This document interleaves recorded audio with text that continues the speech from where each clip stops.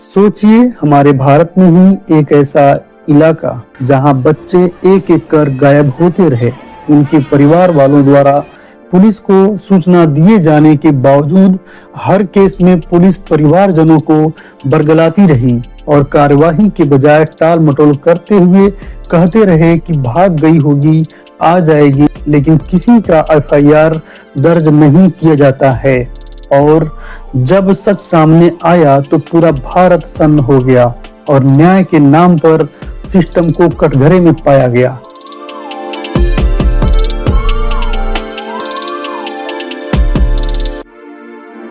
नोएडा के निठारी से लगातार 8 से 14 साल के बच्चे गायब होना शुरू हो गए। वह साल था 2005 और ये बच्चे एक एक कर गायब होने के बाद कभी मिले नहीं। जुलाई 2005 में एक 16 साल की लड़की गायब होती है और उसके परिवार वाले नोएडा पुलिस के पास जाती है, लेकिन पुलिस द्वारा एफआईआर नहीं लिखी जाती है और इसी प्रकार अनेकों बच्चे गायब होते रहे, लेकिन कार्यवाही के नाम पर नोएडा पुलिस केवल टाल मटोल करती रही। और साल 2006 आता है और बच्चे गायब होने का सिलसिला थम नहीं रहा था। इस पूरे मामले पर कुछ लोगों का कहना था कि ये जो गायब होते हैं बच्चे, लगभग सभी बच्चे एक पानी के टंकी के पास आखिरी बार देखा गया था। कुछ लोग मानते हैं कि शायद कोई ऐसा भूत है जो बच्चों को गायब कर देते हैं और वे दोबारा मिलते नहीं। साल 2006 में पाया गया कि लगभग 1.5 साल में निठारी से 16 बच्चे गायब हो गए, जिसमें से 11 लड़कियां थीं।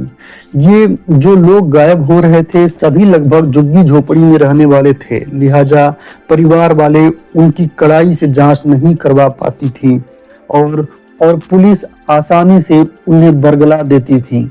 साल 2006 में ही 22 साल की एक लड़की जिसका नाम था पायल कोठारी के पास जाती है। ऑटो से वह कोठारी के ब्लॉक डी में जाती है और कहती है कि ऑटो का किराया आकर देती हूँ। ऑटो वाला इंतजार करता रहा, लेकिन लड़की लौट कर नहीं आई। ऑटो वाले ने किराया के लिए उस कोठी के ब्लॉक डी का बेल बजाया और अंदर से कोई आया। उससे बोला कि एक लड़की अभी अंदर गई है, मेरा ऑटो का किराया लाने को बोली है, लेकिन वापस नहीं आई। वो लड़की कौन है, उससे मेरा किराया दिलवा दो। जो अंदर से आया आदमी था वो ऑटो वाले से कहता है कि वो लड़की बहुत पहले यहाँ से चली गई। ये बात सुनकर ऑटो वाला हैरान हो गया कि अभी तो वह वहीं पर खड़ा ही है, पैसे के इंतजार में, फिर कैसे और कब वह लड़की यहाँ से चली गई। और वो आदमी बार बार कह रहा था कि वो तो पहले ही यहाँ से कब का चली गई। अब ऑटो वाला समझ गया था कि हो सकता हो कि उस लड़की को पैसे नहीं देना हो, इसलिए बहाना बना रहा है और उसे लेट भी हो रहा था। ऑटो वाला वहां से चला गया। शाम हो जाती है और पायल घर पर वापस नहीं जाती है, तो उसके पिता को टेंशन हो जाती है और वो पायल को लगातार फोन मिलाते हैं, लेकिन उसका फोन स्विच ऑफ बता रहा था। घबराए परिवार वाले नोएडा पुलिस के पास जाते हैं और पूरी बातें बताते हैं। नोएडा पुलिस के पास तो पहले से भी बहुत से बच्चों के गायब होने की सूचना मिलती रही है और वो सभी बच्चों के परिवार वालों को टाल मटोल कर लौटा देती थी।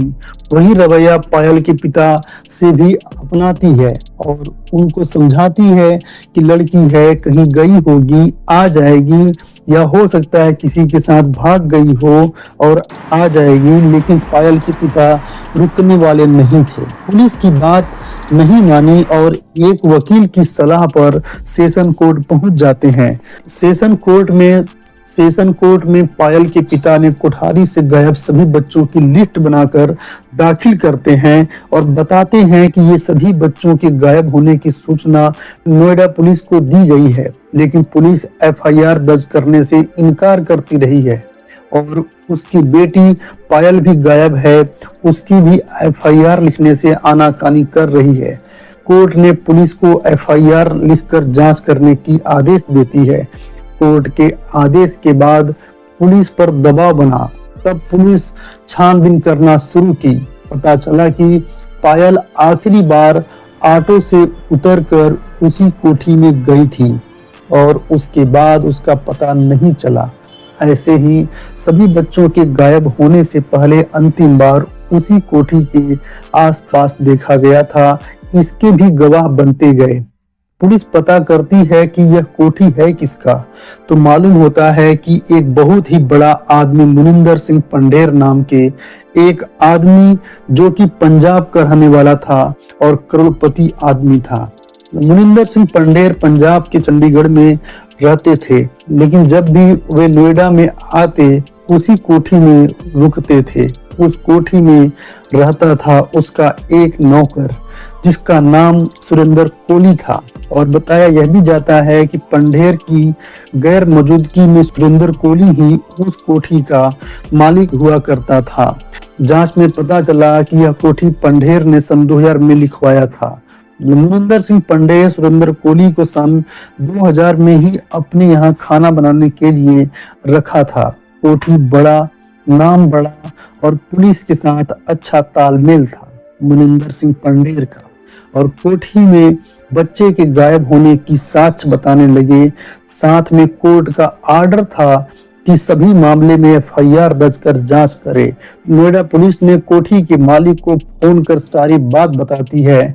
उसके बाद पंढेर इलाहाबाद हाई कोर्ट जाते हैं और वहां से अपने खिलाफ होने वाली कार्रवाई से राहत की मांग की, लेकिन कोर्ट ने भी आदेशित किया कि इन सभी मामले में एफआईआर दर्ज किया जाए और कार्रवाई जल्द से जल्द की जाए।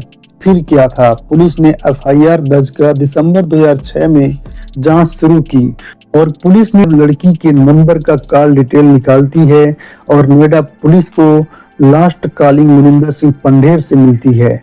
फिर जांच को आगे बढ़ाते हुए नोएडा पुलिस मुनिंदर सिंह पंढेर से पूछती है कि उस दिन आप कहाँ थे जब पायल गायब थी। पंढेर ने बताया कि वो 7 मई को जब पायल गायब हुई थी तब उसके पिता का देहांत हुआ था। वह उस समय चंडीगढ़ में ही था। नोएडा पुलिस भी जांच कर पता लगाई और पाई कि सही में वह उस समय चंडीगढ़ में ही थे, लेकिन लास्ट कॉलिंग की वजह से पुलिस ने पंढेर से कड़ाई से पूछताछ की तो पंढेर ने बताया कि दरअसल पायल एक कॉल गर्ल लड़की थी। वो जब भी नोएडा में आता था वह पायल को बुलाता था और पायल उसके बुलाने पर आती और रात भर रुकती थी और सुबह फिर चली जाती थी। ये सिलसिला महीने में लगभग 2 बार होता था और इसके लिए उसे वह 25,000 रुपए देता था। मुनिंदर सिंह पंढेर ने यह भी बताया कि पायल का पिता ही उससे यह काम करवाता था, इसके एवज में वह भी पैसे लेता था। सभी बातें जो मुनिंदर सिंह पंढेर ने बताई, उसके बाद नोएडा पुलिस ने पायल के पिता से पूछी कि क्या ये सब बात सच है। तो पायल के पिता ने कहा, मैं जो भी करता हूँ वो मेरा मामला है, लेकिन आपको ढूंढना जरूरी है। इसके बाद नोएडा पुलिस कार्रवाई को आगे बढ़ाती है और पायल का नंबर ट्रेसिंग पर लगा ही था। इस बीच 26 दिसंबर 2006 को पायल का फोन ऑन होता है और पुलिस ने ट्रेस कर फोन तक पहुंच गई। वो फोन था एक रिक्शे वाले के पास। उस फोन में जो सिम लगा था उस सिम की जांच की गई तो वह सिम था सुरेंद्र कोली के नाम से, जो कि मुनिंदर सिंह पंढेर का नौकर था। उसका पता था D5, वही कोठी। पुलिस कोठी में जाती है लेकिन कोली वहां मिला नहीं। पुलिस ने कोठी के मालिक पंढेर को बुलाती है और कोली के बारे में पूछा गया तो कोली के बारे में बताया गया कि वो एक फंक्शन में गया हुआ है अपने गांव अल्मोड़ा में। पुलिस के कहने पर कोठी के मालिक मुनिंदर सिंह पंढेर ने अपना गाड़ी भेजकर कोली को मंगाया जाता है। 20 दिसंबर को कोली आता है और पुलिस उसे थाने लेकर जाती है। पूछताछ की जाती है और उन्हें कोठी में भी ले जाया जाता है। तभी कोठी के बाहर बह रहे एक नाले में बच्चों की कंकाल पाए जाने की सूचना पाकर सभी परिवार वाले जिसके भी बच्चे गायब हुए थे, वे सभी परिवार कोठी के बाहर नाले के पास अपने अपने बच्चे की तस्वीर लेकर खड़े हो गए और सभी परिवारजनों को मीडिया का भी समर्थन प्राप्त होता है। उसके बाद ये केस काफी हाईलाइट हो जाता है। सभी परिवार वालों को आशंका हो गया कि उनके बच्चों की कंकाल तो यही है, लेकिन ये तब तक उन परिवार वालों को नहीं पता था कि आखिर इन बच्चों के साथ किया क्या गया था। तभी नोएडा पुलिस के सीनियर अफसर भी वहां जाते हैं और नाली की सफाई करवाना शुरू किया गया, तो देखा कि कई प्लास्टिक में बच्चों की कंकाल निकलना शुरू हो जाती है। देखा गया कि कुल 40 पॉलिथीन ऐसे ही मिले और सभी में कंकाल था, लेकिन सभी प्लास्टिक में एक चीज कॉमन था कि सभी बच्चों के गर्दन से लेकर कमर तक का हिस्सा गायब था। अब पुलिस के सामने सबसे बड़ा सवाल था कि आखिर सभी बच्चों के गर्दन से कमर तक का हिस्सा कहाँ गया, उसका भी पता लगाए। पूरी बॉडी पार्ट की तलाश में और सफाई कराई जाती है तो कुछ देर बाद 17 सिर बच्चों के ही मिलते हैं। वहां का मंजर ऐसा था कि पुलिस प्रेशर में आ गई और काफी दिनों से गायब हो रहे बच्चों पर सूचना के बाद टाल मटोल कर कार्रवाई नहीं किए जाने के सभी दोषियों पर कार्रवाई कर दी गई और उसके बाद एक स्पेशल टीम बनाकर पूरी प्रकरण की जांच कराई गई। टीम द्वारा मनिंदर सिंह पंढेर कोठी के मालिक और उसके नौकर सुरेंद्र कोहली को गिरफ्तार कर एक शांत जगह पर ले जाया जाता है और उनसे कड़ाई से पूछताछ की जाती है। इसके पहले मनिंदर सिंह पंढेर ने तो कुछ बात पुलिस को बताई भी थी, लेकिन नौकर सुरेंद्र कोहली ने जब भी कुछ पूछा जाता तो वो हमेशा मौन रहता था। लेकिन इस बार कोहली से पूछताछ करने का तरीका बदला और कोहली से पुलिस झूठ कहती है कि पंढेर ने बताया है कि बच्चों को कोहली ने ही मारा है और जो कुछ भी हुआ है उसका जिम्मेदार कोहली ही है।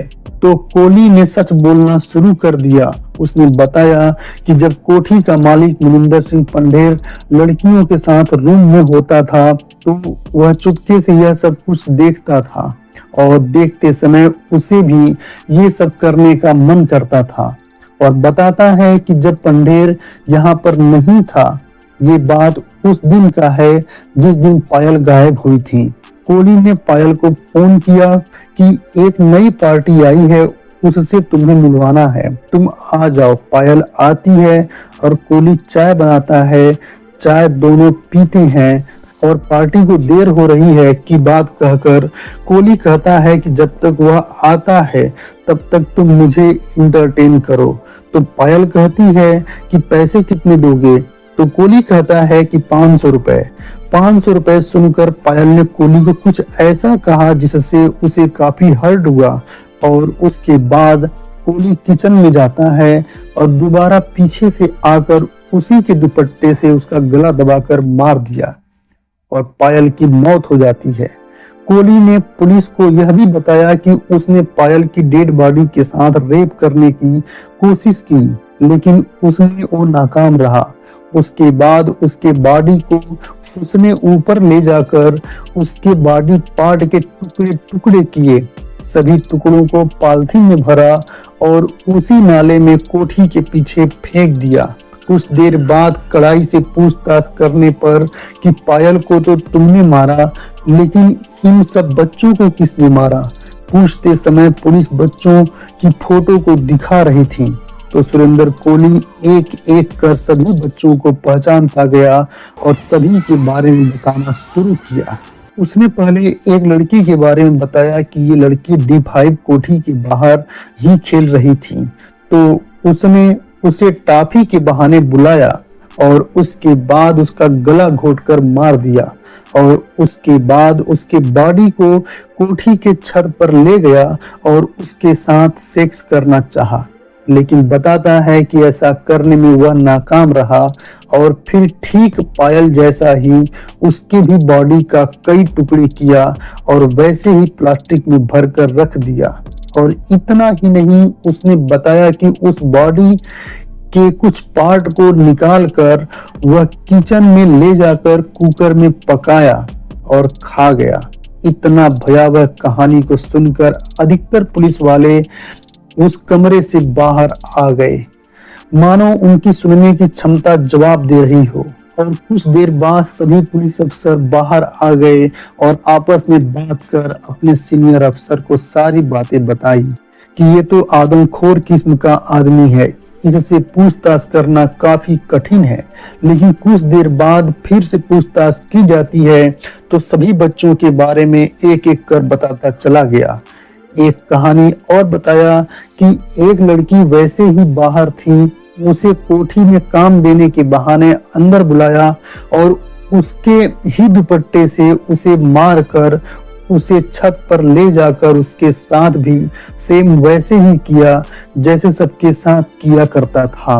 पुलिस एकदम हैरान हो चुकी थी और सभी बातें बाहर मीडिया में आने के बाद पूरा देश सन्न रह गया। मामले की जांच सीबीआई को सौंपा गया। जांच के दौरान पुलिस की एक टीम सुरेंद्र कोहली के घर जाती है और उसके परिवार वालों से पूछताछ कर उसके व्यवहार के बारे में पता करती है। जांच और पूछताछ में पता चलता है कि इतना आदमखोर किस्म का इंसान कैसे हो सकता है। तो इसका मूल कारण यह था कि नौकर सुरेंद्र कोहली को यह लगता था कि वह नामर्द है। इसी के चलते उसने सभी उम्र की लड़कियों के साथ ऐसा किया। पुलिस के शुरुआती जांच रिपोर्ट में इन सभी प्रकरण में नौकर सुरेंद्र कोहली के साथ साथ मुनिंदर सिंह पंढेर कोठी के मालिक का भी नाम था। लेकिन बाद के रिपोर्ट में हर जगह नौकर सुरेंद्र कोहली को ही दोषी बनाया गया और कोर्ट में चली लंबी सुनवाई के समय उसके एक बयान ही बार बार उसे फंसा रही थी कि एक धोबी की बच्ची के साथ नौकर जब ये सब कर रहा था तो उस समय वह भी था। लेकिन बाद में चली लंबी सुनवाई के बाद मुनिंदर सिंह पंढेर बरी हो गया और सुरेंद्र कोहली को 16 मर्डर का दोषी मानते हुए किसी मामले में तो फांसी की सजा भी हो जाती है। फांसी का डेट भी फिक्स कर दिया जाता है। फांसी के चंद घंटों पहले सुप्रीम कोर्ट ने फांसी पर रोक लगा दी कि सुनवाई अभी बाकी है, पूरी सुनवाई के बाद सजा हो। 2022 तक लगभग 14 केसों में फांसी की सजा हो चुकी थी, लेकिन फांसी नहीं हुई और कोठी के मालिक को 7 साल की सजा के बाद उसे रिहा कर दिया गया। ये सारी कहानी उस समय तक चल रहे मीडिया की कवरेज थी, लेकिन पूरे मामले में सुप्रीम कोर्ट ने 11 नवंबर 2025 को फैसला सुनाया और कोहली को भी सभी आरोपों से बरी कर दिया गया। जस्टिस विक्रम नाथ ने कहा, शक चाहे कितना गहरा हो, सबूत की जगह नहीं ले सकता। सुप्रीम कोर्ट ने 2011 का फैसला और इसी केस का 2014 की रिव्यू पिटीशन खारिज करने का आदेश रद्द किया। याचिकाकर्ता को बरी किया जाता है, तुरंत रिहा किया जाता है, यह आदेश था सुप्रीम कोर्ट का। साथ ही कोर्ट ने जांच एजेंसियों पर सख्त टिप्पणी की। लापरवाही से असली अपराधी छूट गया। अब कोहली 19 साल की कैद के बाद आजाद हो गया। निठारी कांड हमें डराने के लिए नहीं है, जगाने के लिए। अगर किसी बच्चे के गायब होने पर पहले दिन ही आवाज उठाई जाती तो शायद इतनी बड़ी त्रासदी न होती। निठारी कांड एक काला अध्याय है जो सिस्टम सुधार की मांग करती है। सुप्रीम कोर्ट ने याद दिलाया, सबूत ही सजा है, शक नहीं। कोहली की रिहाई से सवाल उठे, लेकिन यह निर्दोष बचाने की जीत भी है। भविष्य में सिस्टम में सुधार हो ताकि ऐसे कांड नहीं हो। इस वीडियो का उद्देश्य डर फैलाना नहीं है, बल्कि सच दिखाना है। अगर आपके आसपास कुछ गलत हो रहा है तो आवाज उठाइए, क्योंकि अपराध से लड़ने का सबसे बड़ा हथियार डर नहीं, जागरूकता है। और यदि इस संवेदनशील वीडियो को आप पूरा देखकर यहाँ तक पहुंचे हैं तो अपनी राय कमेंट जरूर करें। और हाँ, ऐसे ही किसी गंभीर मुद्दे पर आने वाली हमारी अगली वीडियो की नोटिफिकेशन के लिए चैनल को लाइक, शेयर और सब्सक्राइब करना ना भूलें। धन्यवाद।